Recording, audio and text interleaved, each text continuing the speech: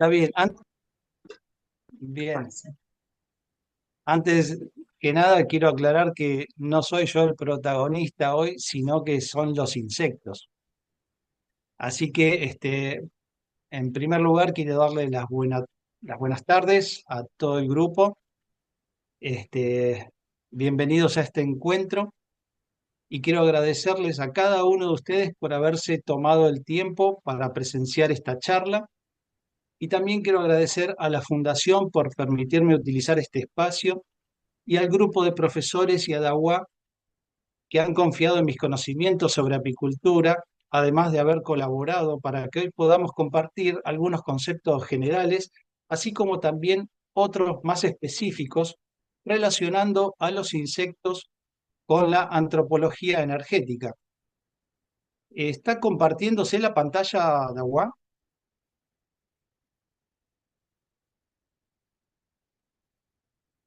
Ahora sí, ahora sí. Bien, perfecto. Entonces hoy vamos a hablar de los insectos, un importante escalón evolutivo hacia lo humano. Bueno, el mundo de los insectos es una verdadera maravilla que difícilmente podemos apreciar en toda su magnitud.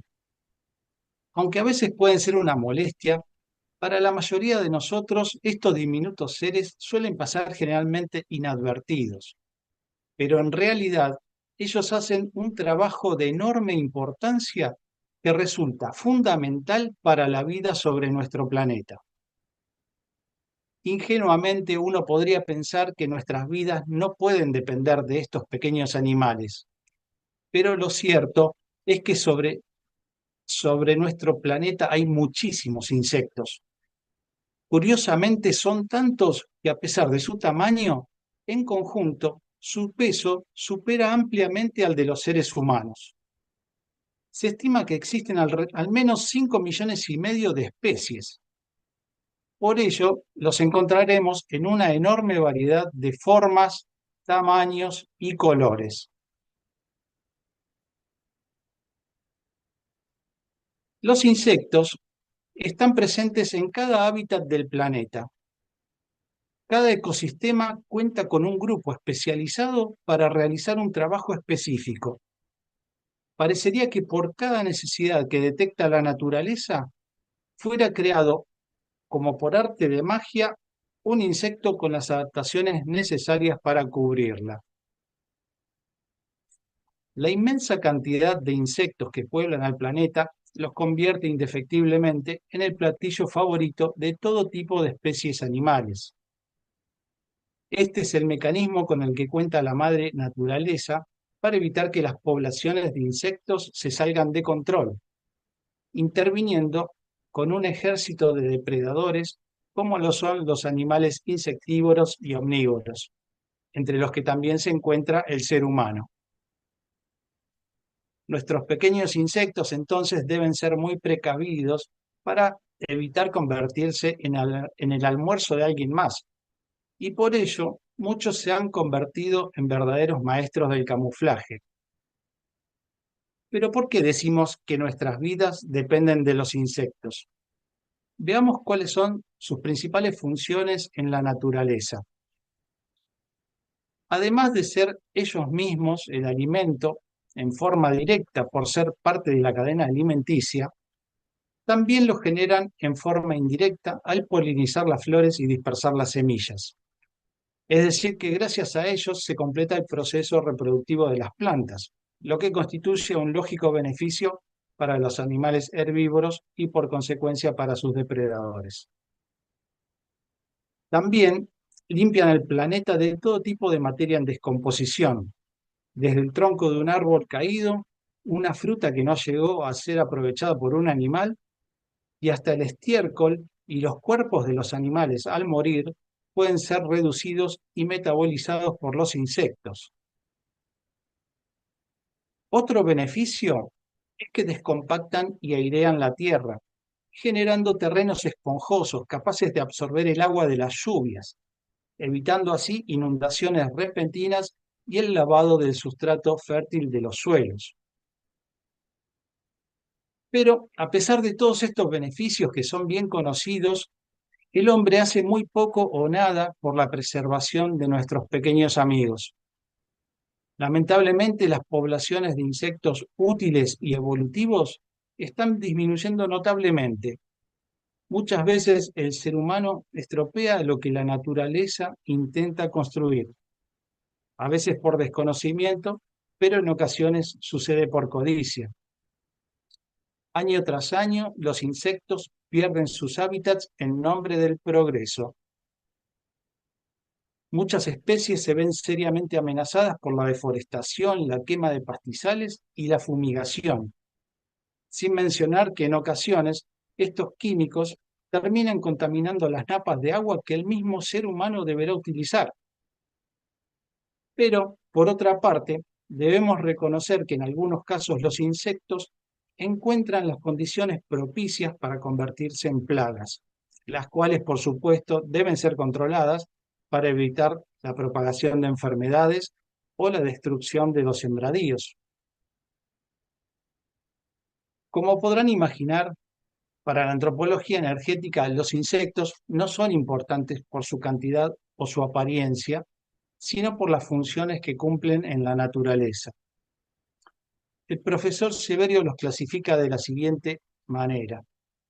Los hay positivos, reproductores, parásitos y colaboradores, transformadores, de limpieza y transportadores, y también los hay útiles, como las mariposas, abejas, libélulas, abejorros, escarabajos y un sinnúmero más.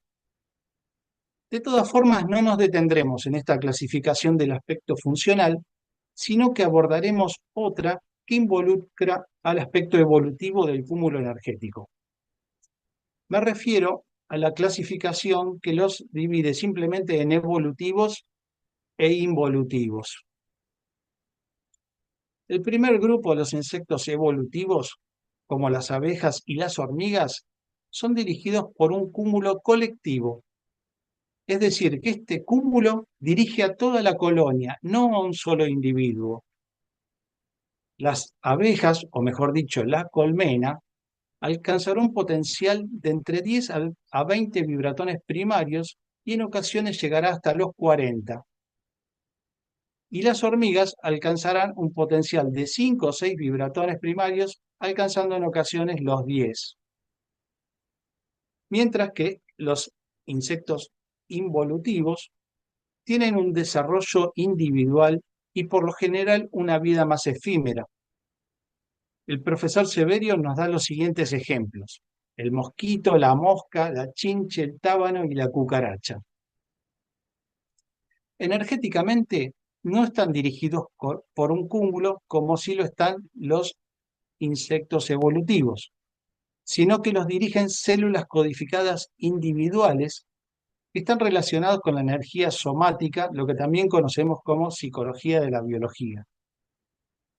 Estas células se instalan en sus sectores de reproducción y de eglusión y no hacen equipo con una célula clirosomática. A efectos de poner en contexto esta unidad de medida, el vibratón, con la que el profesor Severio indica el potencial vibracional o la evolución alcanzada por un ser determinado, citaremos algunos ejemplos. Vamos a abrir aquí un pequeño paréntesis. En la biosfera marina encontramos al tiburón con hasta 40 vibratones primarios, mientras que en la biosfera terrestre tenemos a la abeja con su colmena, al sapo y al conejo con hasta 20 vibratones primarios, y en ocasiones, en el caso de la colmena, puede llegar hasta los 40, ya lo habíamos dicho. Fíjense que en estos animales el cúmulo cuenta solamente con 2 células OMB. En el caso del tiburón tenemos el OMB vegetal marino y el OMB melfren, mientras que en la biosfera terrestre tenemos al OMB botánico y al OMB terrestre propiamente dicho. Cuando se unen la biosfera marina con la biosfera terrestre, se forma la biosfera total, y encontramos animales ya con los 4 unidos en forma permanente, como el pelícano en este caso con 40 vibratones, el ciervo con 70 vibratones ya reales porque tiene los 4 y el perro, dependiendo de la raza, que podemos encontrar entre 80 hasta 350 vibratones respectivamente. Bueno, por otra parte, tenemos para ubicarnos con relación al ser humano, el ser humano arranca desde los 700 vibratones y puede llegar alrededor de los 10.000. Vamos a cerrar acá este paréntesis y vamos a volver con nuestros insectos. La diferencia del potencial vibracional entre los insectos evolutivos e involutivos se hace evidente en indicadores como, por ejemplo, el hábitat y la organización de sus hueveras. Veamos esto. Los insectos evolutivos habitan en praderas, bosques, montes, etc., donde construyen sus nidos y cuidan a su descendencia hasta el momento en que comienzan a trabajar para la colonia. Incluso se nota la diferencia de potencial vibracional entre estas dos especies evolutivas al observar la disposición de sus hueveras. Tenemos a las termitas que agrupan sus huevos en racimos, mientras que las abejas ponen un huevo por cada celda del panal. Sin duda se puede apreciar la mayor organización de estas últimas. Además, las abejas no hacen el nido en cualquier lugar de la colmena. El nido siempre está en la parte central donde las abejas controlan mejor la temperatura. En invierno, ellas se agrupan formando una bola compacta para mantener el calor. Esta es una técnica que también utilizan a menor escala para defenderse de algunos depredadores que logran ingresar a la colmena. Ellas los rodean haciendo una pequeña bola y elevan la temperatura de su núcleo hasta sofocarlos. Luego, si no pueden retirar el cuerpo del agresor, por su peso o por su tamaño, lo envuelven con propóleo para evitar que las bacterias que generan su descomposición contaminen la colmena. Por otra parte, para afrontar los veranos, tienen una técnica que consiste en descomprimir esta bola invernal y ventilar la colmena agitando sus alas desde la piquera, que es la abertura por donde ellas entran y salen. De esta forma hacen circular el aire fresco hacia el interior para evitar el recalentamiento. Recordemos que en épocas de mayor temperatura, es decir, en verano, las colmenas incrementan su actividad y su producción, haciendo el acopio de miel en sus alzas superiores. Uno de los motivos es para evitar que las altas temperaturas afecten al nido donde tienen a la cría.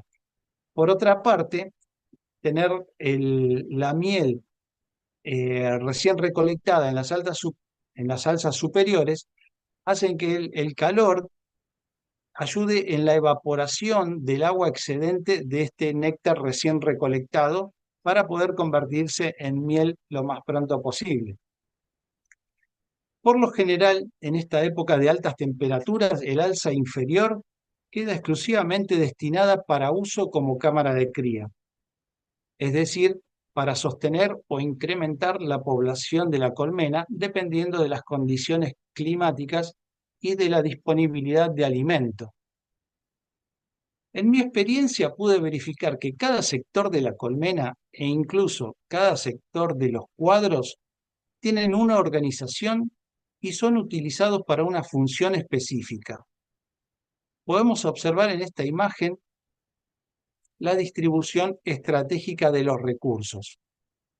En el sector superior vamos a encontrar a miel operculada, que es la miel que ya está madura y que ha sido cerrada la celda con un tapón de cera para evitar que se siga evaporando el agua y se solidifique más de lo necesario.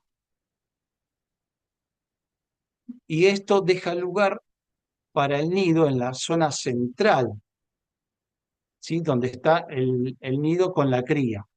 En este caso, la cría está operculada, o sea, está en un estadio donde está sellada la celda también con un tapón de cera, dejando este área alrededor del nido para ubicar al polen, que es utilizado como alimento de las larvas. Además, dentro del mismo nido, vamos a ver que la reina tiene un orden ya que depositó los huevos siguiendo una espiral desde el centro hacia la periferia. Contrastando con las hormigas y las abejas, están los insectos involutivos.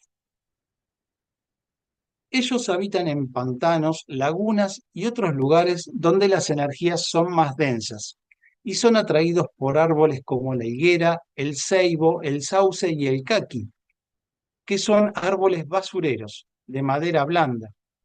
Nunca lo harán sobre árboles evolutivos con tallos leñosos. Generalmente, los insectos involutivos no construyen nidos ni cuidan a su descendencia. La misma puede quedar al resguardo de la vegetación y en ocasiones directamente sobre el sustrato en el que se desarrollarán las larvas. Lo cierto es que tanto los insectos evolutivos como los involutivos hacen un aporte positivo para la naturaleza. Les voy a leer un párrafo del libro de las leyes cósmicas y la evolución consciente. Los insectos involutivos son de gran utilidad para la troposfera inferior, por ser limpiadores, a pesar de nacer de una energía densa de fermentación. Ellos contribuyen a su aireación y por ende también a una mejor calidad en la respiración, tanto de los animales como de los seres humanos. Vamos ahora a ubicar a los insectos en un contexto evolutivo más amplio para entender por qué decimos que son un importante escalón evolutivo hacia lo humano. Las hormigas y las abejas constituyen uno de los primeros escalones evolutivos sobre la superficie terrestre. Cuando las células OMB que fueron creadas en el centro de la Tierra llegan a la superficie terrestre, comienza la etapa en que harán su recorrido evolutivo en forma conjunta con la biología. Y los insectos son los primeros organismos en los que interactúan los OMB terrestre y botánico con las células codificadas por la naturaleza para sus funciones corpóreas. Se suceden, a partir de esta comunión biológica energética, una gran cantidad de ciclos de encarnación, nacimiento, vida, muerte, desencarnación, depuración, metabolización, para luego reiniciar un nuevo ciclo con una nueva encarnación. Con el aprendizaje adquirido en cada encarnación, el cúmulo energético comienza el ascenso por la escalera de la evolución, pasando por las distintas especies del reino animal y culminando con la de mayor potencial vibracional, que es el ser humano. Cuando hablamos del cúmulo energético que dirige a los insectos involutivos, nos estamos refiriendo a la biosfera terrestre, que es un cúmulo formado por dos células OMB. En esta lámina vemos cómo se produce la unión de estos dos OMB que han llegado a la superficie terrestre. Me refiero al OMB terrestre propiamente dicho y el OMB botánico, para dar lugar entonces a la biosfera terrestre. A efectos de ubicarnos con las biosferas, citaremos algunos ejemplos rápidamente, como el delfín en la biosfera marina,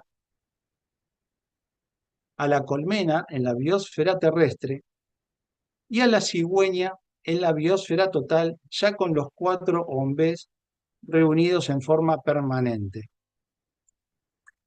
Volvamos ahora sobre las dos especies de insectos evolutivos.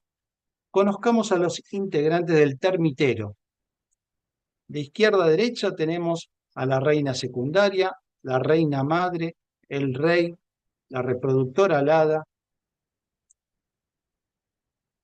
los soldados y el obrero. En esta lámina podemos ver a la biosfera terrestre en relación al hormiguero que dirige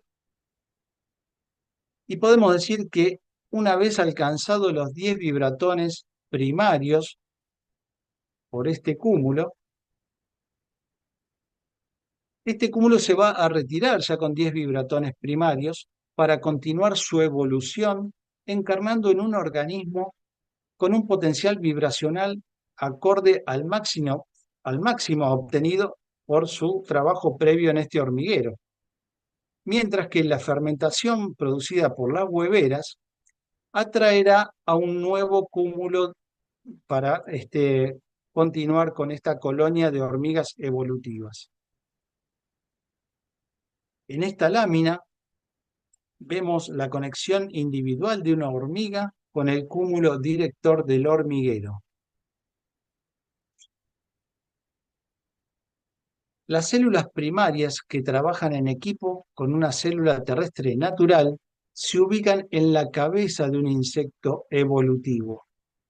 Y cuando este insecto muere, la célula microclirosomática recoge lo positivo de su accionar. Por otra parte, vamos a identificar a los integrantes de la colmena. Seguramente ya conocen a los tres tipos de abeja. Tenemos a las obreras, que viven entre 28 a 45 días y hacen todo el trabajo de la colmena. Ellas están encargadas de la construcción del panal, de la alimentación de las crías, de la recolección del alimento y del agua y de la defensa de la colonia.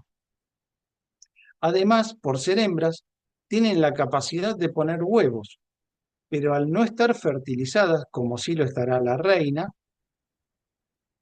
de estos huevos solo podrían nacer zánganos. Luego tenemos a la reina, que vive entre 5 a 6 años. Ella es el habitante principal de la colmena, pero en la colonia solo puede haber una reina, que será la encargada de regenerar a la población de abejas obreras. Luego tenemos al zángano, de sexo masculino, que vive entre 75 a 90 días, y su única función es la de fertilizar a las nuevas reinas. El profesor Severio nos dice que a diferencia de las hormigas, las abejas aportan a su panal sustancias extraídas del polen de flores y de algunas hojas, aunque lo efectúan después de alimentarse ellas mismas y metabolizar lo ingerido. En un colmenar también se produce idéntico proceso de fermentación que en el hormiguero, a través de las bacterias y los huevos y las larvas. En esta lámina podemos ver a la biosfera terrestre en relación a la colmena que dirige. Mientras que en la siguiente vamos a ver la conexión individual de una abeja con el cúmulo director de la colmena, es decir, la biosfera terrestre. Ahora sabemos que todos los insectos, ya sean evolutivos o involutivos, colaboran en la limpieza de la atmósfera, absorbiendo las sustancias y energías más densas, facilitando de esta forma la respiración para las especies animales más sutilizadas y el ser humano. Más allá de que este espacio está destinado fundamentalmente al estudio de los aspectos energéticos, mentales y evolutivos, no puedo dejar pasar esta oportunidad para recordarles lo peligroso que sería que las poblaciones de insectos disminuyan al ritmo de las últimas décadas.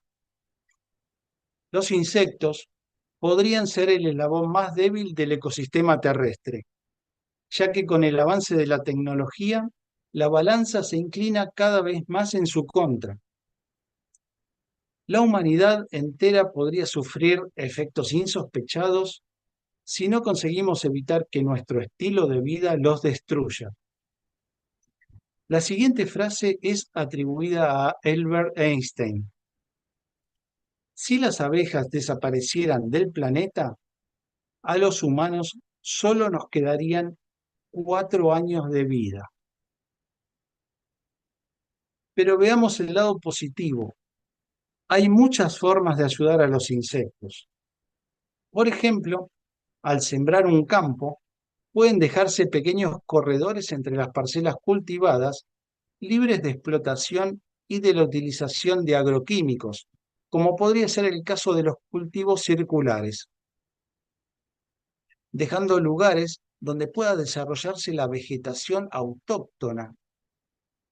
Esto generaría pequeños oasis donde los insectos podrían vivir o desplazarse.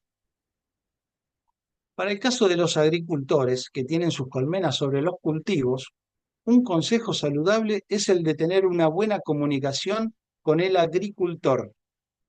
Por ejemplo, para retirar a sus abejas antes de una fumigación. Pero también se puede ayudar a pequeña escala. Por ejemplo, construyendo cajones en forma de refugios, también llamados hoteles para insectos. Estos pueden montarse en zonas urbanizadas como parques o jardines. Otra forma de ayudar es reduciendo la iluminación artificial o reduciendo el uso de pesticidas y fertilizantes artificiales.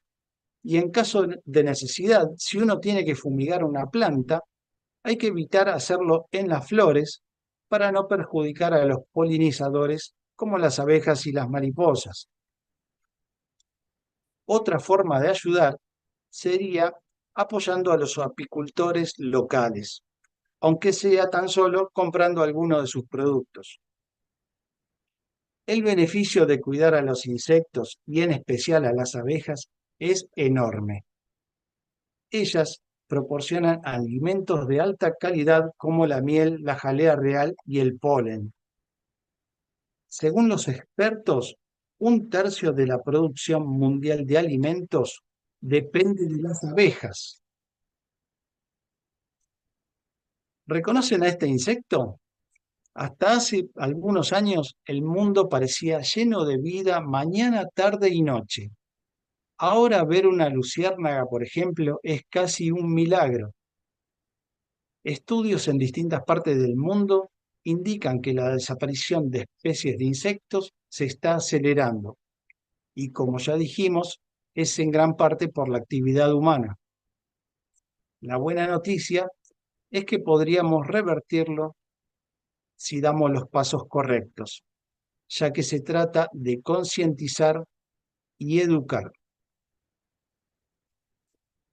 El profesor Severio lo expresa de la siguiente manera en el libro Y el mundo continuó.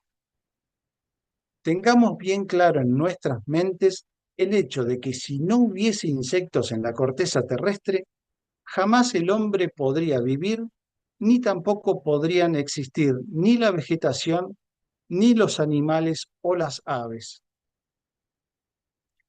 Los insectos son los que activan, purifican y airean la tierra a la profundidad que el humano y los animales necesitan, que será hasta donde el oxígeno mantenga su influencia.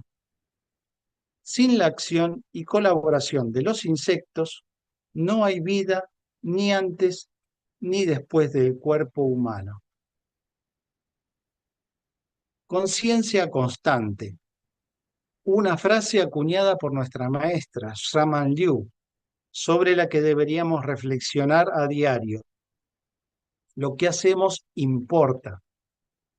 Energéticamente, todas nuestras acciones quedan registradas en nuestros cromosomas energéticos.